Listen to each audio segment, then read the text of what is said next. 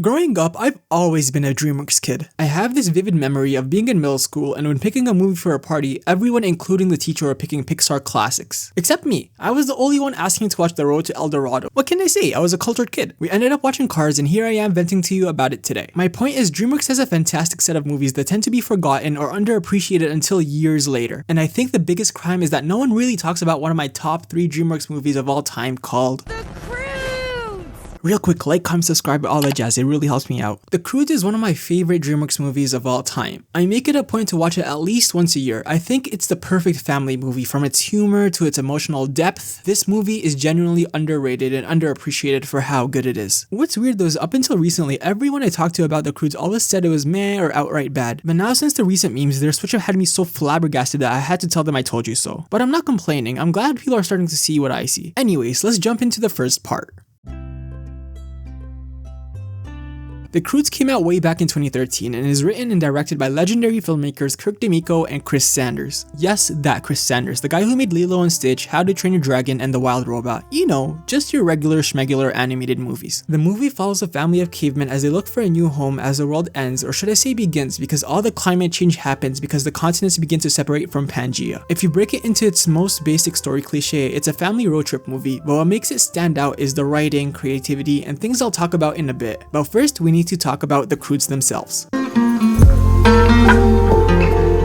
Let me start by saying that I love the dynamic of this caveman family. All the comedic and emotional beats depends on you caring about this family and their relationship to one another. And from the very beginning, we're made to root for them. We have the supposed main character of this movie, Eep. I say supposed because she isn't technically the main protagonist even though the movie tries to portray it that way. Eep is your typical teenager in prehistoric times. She's tough and brave and rebellious and wants to experience what her world has to offer, but she can't because of her dad, Grug. Yeah, time to talk about the greatest father in movie history and the actual main character of this movie, Grug. Oh, you've never heard of Grug? The guy who casually invented the moverator, the rug, and the hug? Grug is the head of his family, and like Eep, he's tough and strong and can survive pretty much everything, but the key difference between these two is that Grug is afraid of their world, afraid of everything, so much so that he and his family spends days at a time in a dark, gloomy cave to avoid danger, and you can't really blame him. In just the first minute of this movie, we're taught that their world is incredibly dangerous. Everything, and I mean everything, is trying to kill them. This is further emphasized by how everyone around the Croods died by some sort of creature or even as something as simple as the common cold. But the Croods survived because Grug was strong and he followed the rules on the cave wall. Anything new is bad, curiosity is bad, basically anything fun is bad. With all this danger, it makes sense why Grug is so attached to the rules and why he's so hesitant to any kind of change, but I'll get to that a little later. Let's move on to Guy.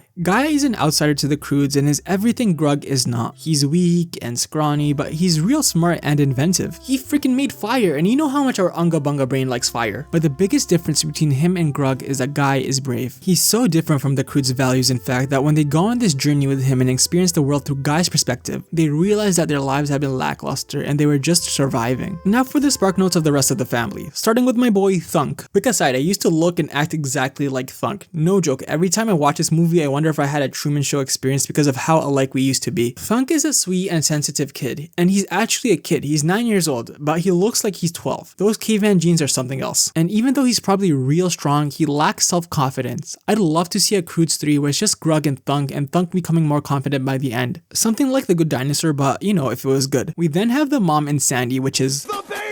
These two I feel don't do much in this film, unfortunately. The mom, whose name is Ugga, I had to look that up, is shown to make up for what Grug lacks. While Grug is headstrong, Ugga is more willing to listen and is the emotional backbone of this family. And Sandy acts like a dog, and even the family acknowledges this. There's this one point in the movie where Thunk looks directly in her eyes and she starts attacking him. The thing about Sandy that I need to talk about is that her hair is held up by literal dead centipedes, which is ew! I admire the creativity, but imagine having dead bugs on your head. We finally have the grandma or gran who is hilarious. She's mostly just there to make Grug's life miserable and belittle him in any way she can, and Grug mutually hates her too. There's this running joke of how Grug does things specifically so that the gran might die, and it never fails to get a chuckle out of me. How are you gonna be this old and still causing beef with other people? Altogether, they make up the Croods, a dysfunctional family who really don't get out much in this prehistoric world, which brings me to the next part.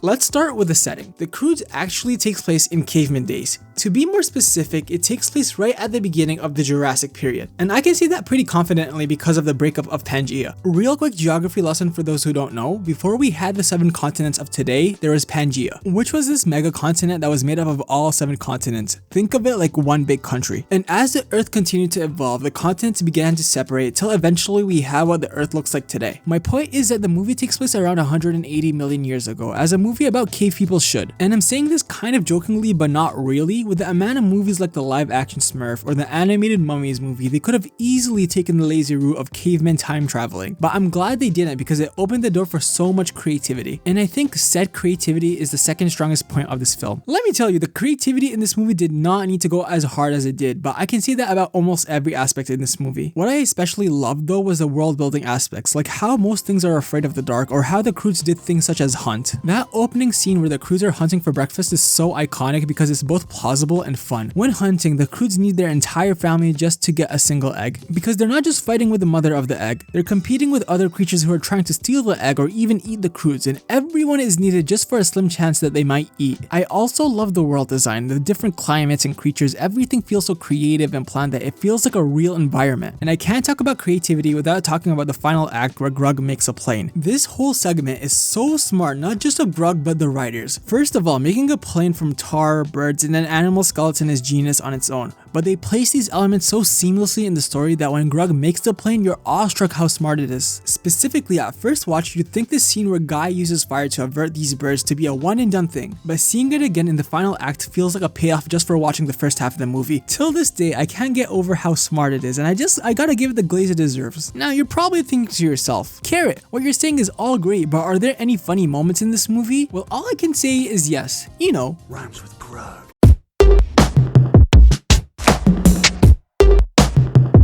the humor and creativity go hand in hand in this movie. A good chunk of the humor can be summed up as slapstick directed towards the cave boys, but mostly at my man Grug. Grug is constantly taking what should be fatal hits in this movie, but then he just walks it off in a matter of minutes like it was nothing. So I did what any insane person would. I pinpointed every time Grug got hurt or displayed a feat of strength in this movie so we can see how powerful is Grug. He takes no fall damage when falling from a high place. He gets minimal foot damage when stepping on really pointy rocks. He sends a log flying just from a simple kick, and he's able to carry a bunch of animals including a tiger in this very heavy ribcage that would easily weigh over 1,000 pounds. I'm not done there. He takes no monkey damage, no grandma damage. He survives getting mauled by a tiger without even a single scratch. He takes no lightning damage. He survives getting crushed by a rock and having a huge tree fall on him, and just minutes later he gets struck by lightning again and then immediately gets crushed by a rock. And last but not least, he survives getting crushed by 4 big rocks and a huge rabbit. From all this info, it's safe to say that Grug is the most powerful character ever. I'm not much of a slapstick person, but I really like the slapstick in this movie for 2 reasons. One is that it reminds me of that classic Looney Tunes Tom and Jerry slapstick. Those scenes where the Croods and Guy set up traps to woo animals has classic Bugs Bunny written all over it. The second reason to why I enjoy it, which is probably the main reason, is that there's usually a funnier or heartfelt reason for the slapstick, and it's not just, oh look, man got hurt. In the iconic Rhymes with Grug scene, that whole sequence is just Grug hilariously getting hurt with his own inventions. But there's a reason for this segment existing. Grug made all those inventions so he can show Eve that he can be more like Guy so she won't leave the family, which is this sincere plea from a man who doesn't want to let go of his daughter. But it also comes from him wanting to unalive Gran. They do this gag of unaliving Gran like 4 times throughout the whole movie, and it never fails to get an audible chuckle from me. There's something about seeing Grug going from joy to utter disappointment in a matter of seconds that is just funny. Aside from slapstick, the other aspect of humor comes from the Croods being fish out of water with their world and interacting with it for the first time. Though I wouldn't say this is haha funny, but more so amusing. Seeing the Croods excited and awestruck of fire is funny because they're touching it and trying to talk to it like a child would, but at the same time it's really endearing because this was the moment the Croods begin to realize there might be more to life than being afraid. Which brings me into the next part.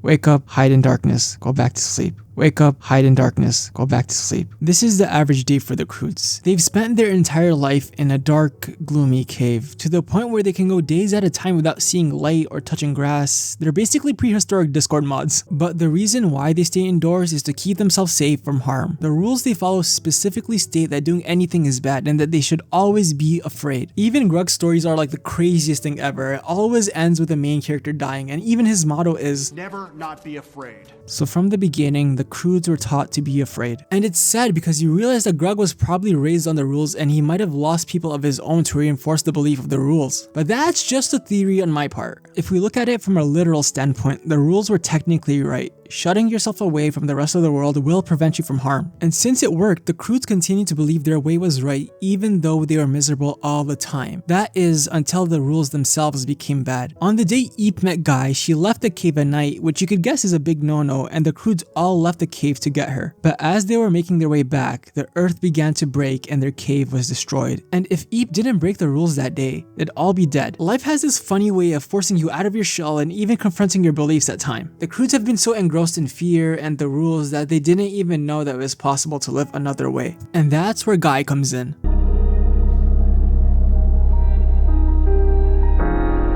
After losing their cave, the Croods are forced to venture into the unknown and search for a new cave. Unlike the rules said, it was dangerous, and the Croods almost lost their lives to these birds if it weren't for Guy and his fire. Guy is a breath of fresh air for the Croods. He's the polar opposite of their way of life. He's curious and inventive and courageous enough to put himself out there. The Croods are amazed to see that it's even possible to live this way. Throughout the movie, Guy introduces them to new inventions and hunting methods, but what struck a chord with the Croods the most was his hope. And this is best shown when he tells the Croods a story, and unlike Grug's story, which I think is better, his story ends off on a positive note. Real quick, I just love this part where the Croods rush to Guy to listen to his story. There's this whimsy on their face and it's so cute. Guy's story is about a tigress who broke the rules her parents gave her, but she rode the sun to tomorrow, which is coincidentally what Guy is trying to do. And as their journey continues, Guy's infectious optimism rubs off on them that the Croods begin to reject the rules they followed their entire lives. And the final nail in the coffin is when the Croods have the best day of their lives just by experiencing the things they were hiding from their entire lives. That is everyone except Grug.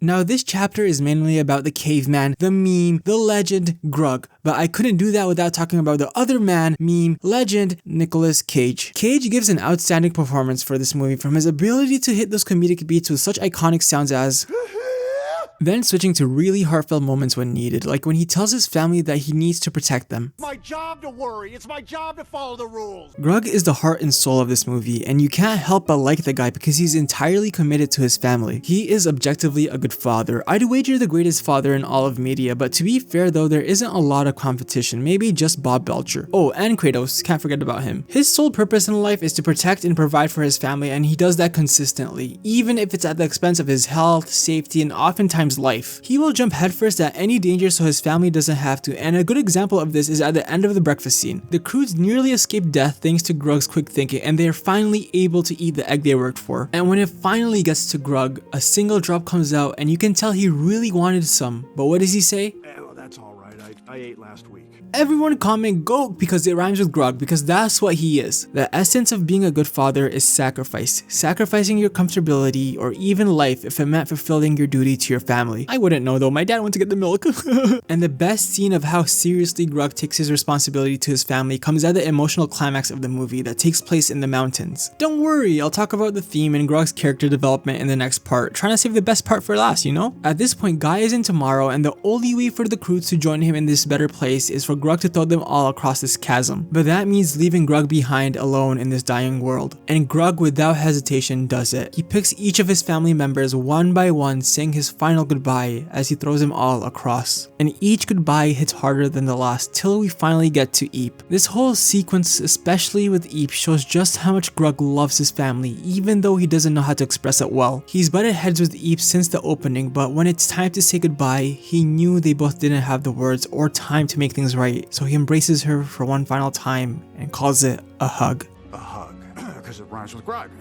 Dang it, man, this scene gets me every time because Grug does what he always does, protect and provide for his family. People don't typically associate DreamWorks with tears, but this scene right here is up there with the Pixar's saddest moments. Grug has based his whole life on the rules because that gave him a sense of control, that if they stayed in the cave and in the dark, then nothing can harm his family, and that's true. But living your life based on fear, treating everything and everyone as a threat is a very miserable way of living. And though his commitment to his family is admirable, it's through this commitment that the movie shows his biggest flaw, his fear and unwillingness to change. I told you all earlier that I come back to this movie on a yearly basis, and if I had to boil it down to one reason, it's because of the theme. The theme of having hope and the courage to change. Change is hard. One of the hardest things in life is to change, because changing means letting go of all you've known and embracing the unknown. And that's what makes Grug's character arc in this movie so impressive. We've already talked about how physically strong he is, but I'd argue his strongest feat is having the courage to change the beliefs he's held onto his entire life. Throughout this movie, he's been the only one who kept holding on to the rules and the cave, because even though it was gloomy and meaningless, it was safe. He had a sense of control. He knew what would happen, and if he knew what would happen, he could plan around everything. So he kept holding on to this fear and darkness and false sense of control that he wasn't even able to see the light on this journey, even when it was staring right at him. While the rest of his family embraced this new perspective of hope and courage, Grug struggled. He struggled a lot, not just with the new world in front of him, but he struggled with the thought of letting go of his family. And the best example of this comes from the maze scene. In this scene, the Croods are forced to split up in this maze, and each of them encounter a problem that they must solve on their own. Some of the paths were dangerous, and others reinforced the message that you don't have to be afraid, and by the end, everyone made it through the maze except Grug. He ended up having to call Uga to help him through, because he wasn't able to change the way he interacted with the world. We can safely say that Grug has anxiety, that he lives his life based on fear, viewing everything as a threat waiting to harm his family. And as a person with anxiety, Grug was someone I could highly relate to. His actions, the ones based on the rules, are something that I could comprehend because following the rules gave Grug a sense of control in this dark and scary world. But that false sense of control from hiding comes at the cost of living your best life. And I know this to be true because I've actively avoided people or situations in my life because I didn't know how to manage my anxiety properly. It's this slippery slope that once you go down, it's hard to climb out because it is comfortable and it is safe. Where are my fellow anxious souls at? And Eep said it best. That wasn't living! That was just not dying! In just a few days, the Croods found their courage and were shown that there's more to life than fear, and it was enough for them to realize that they're tired of this anxiety. So much so that when they found a new cave again near the end and Grug was hurting his family inside, they all went against Grug's orders and chose to go with Guy to tomorrow. Even Thunk, who's my boy for real, stood up to his father in his own way, and seeing his family choose to go with Guy causes Grug to go in a rage and try to kill Guy. Because if Grug can't keep his family in the cave, how can he protect them? Grug and Guy fall into a pit of tar, and it's at this moment that Grug is forced to face his fears. I guess I was just busy keeping them all alive. The two have a heart-to-heart where Guy explains that the tar is how his family died, but before they did, they gave him some advice that stuck with him till this day. Don't hide. Live. Follow the sun. You'll make it to tomorrow.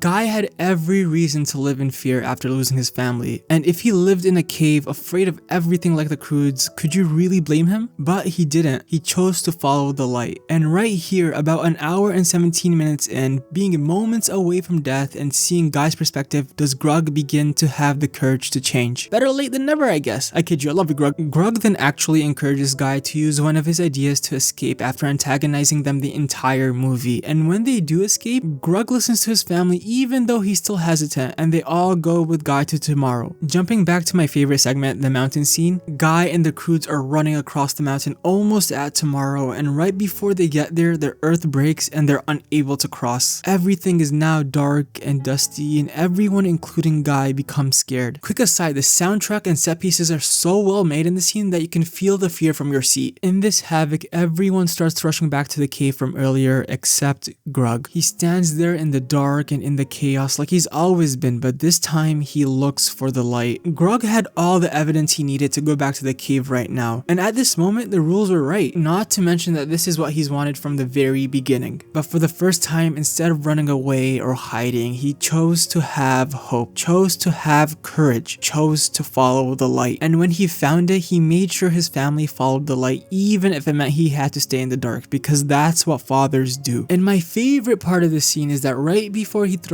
Eep, she shows fear for the first time in this movie, but at this point, Grug is a changed man. Never be afraid. Can I get a W Grug in the comments? This man deserves all the love he can get. After sending his family off to safety, Grug goes back to the cave and makes fire himself for the first time. Dude has been making strides all day. I'm bumping him up from the best father to one of the best characters ever made. Right up there with Zuko and Sonic. Then we get this really emotional scene where he draws his entire family on the cave wall and him holding on to them to show that even though he had to let go and hope for the best, his family will always be with him. Grug then hears a call from help from his family on the other side and combines his brain and his stomach to make a plane and rides it to tomorrow. This was to physically symbolize Grug letting go of the darkness and following the light, because internally he already done just that when he chose to have courage and let go. They all embrace in tomorrow, and the Croods now live a life following only one rule, which is follow the light. Man, these last 20 minutes of the movie are just so emotional. It's about a man who chose to sacrifice everything for his family, and about a man who finally had the courage to change. And that man's name